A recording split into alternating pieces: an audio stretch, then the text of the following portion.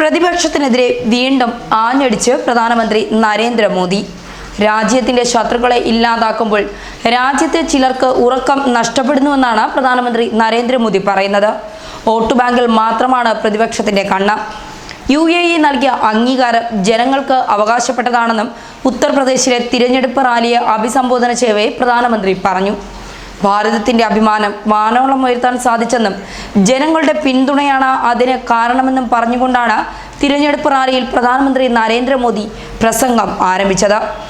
UAE ഭരണകൂടം നൽകിയ അംഗീകാരം രാജ്യത്തെ ജനങ്ങൾക്കുള്ളതാണെന്നും കഴിഞ്ഞ 5 വർഷം കാവൽക്കാരനെ പിന്തുണച്ച ജനങ്ങൾക്ക് നന്ദിയുണ്ടെന്നും അദ്ദേഹം പറഞ്ഞു. കോൺഗ്രസ്, സമാജ്വാദ് പാർട്ടികളെല്ലാം ശത്രുപക്ഷത്തോടൊപ്പമാണ് അണിനിരുന്നത്. വോട്ട് ബാങ്കിൽ മാത്രമാണ് രാജ്യത്തെ വിഭജിക്കാൻ കൂട്ടുനിൽക്കുന്ന പ്രതിപക്ഷ പാർട്ടികളുടെ കണ്ണ്. ഒരു കുടുംബത്തിന്റെ സ്വാർത്ഥതയ്ക്കായി ഗാന്ധിജി അടക്കം പ്രഗത്ഭരായ പല നേതാക്കളും കോൺഗ്രസ് അവഗണിച്ചു. കുടുംബത്തിന്റെ സമൃദ്ധിയും സുരക്ഷയും മാത്രമാണ് അവരുടെ ലക്ഷ്യമെന്നും മോദി തുറന്നടിക്കുന്നു.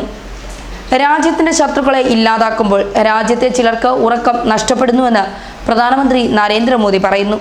കഴിഞ്ഞ ദിവസമാണ് പ്രധാനമന്ത്രി നരേന്ദ്രമോദിക്ക് UAEയുടെ പരമോന്നത സിവിലിയൻ ബഹുമതിയായ സായിദ് പുരസ്കാരം ലഭിച്ചത്. UAE president Sheikh Khalifa bin Zayed Al നഹ്യാനാണ് പുരസ്കാര പ്രഖ്യാപനം നടത്തിയത്. രാജാക്കന്മാർ, രാഷ്ട്രത്തലവന്മാർ തുടങ്ങിയവർക്ക് നൽകുന്ന ബഹുമതിയാണിത്. UAE ഇന്ത്യ ബന്ധം ശക്തമാക്കുന്നതിന് കൈക്കൊണ്ട നിലപാടുകൾ മാനിച്ചാണ് ഈ തീരുമാനമെന്ന് അബുദാബി കിരീടാവകാശിയും UAE സായുധ സേന ഉപസർവ സൈന്യാധിപനുമായ Sheikh Mohammed bin Zayed Al Nahyan tweet ചെയ്തു.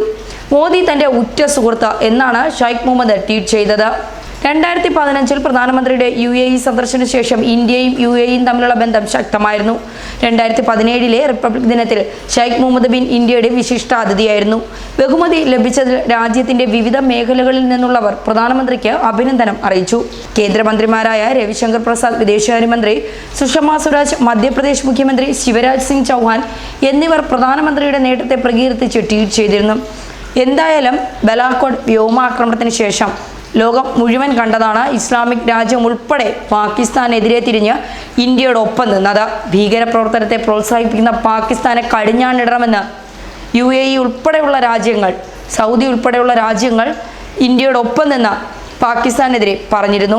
അത് മോദി പ്രധാനമന്ത്രിയായതിനു ശേഷം രാജ്യങ്ങൾ തമ്മിലുള്ള സൗഹൃദത്തിലൂടെ നേടിയെടുത്തതെന്നാണ് BJP വൃത്തങ്ങൾ പറയുന്നത്. ന്യൂസ് ഡെസ്ക് മലയാളി വാർത്ത.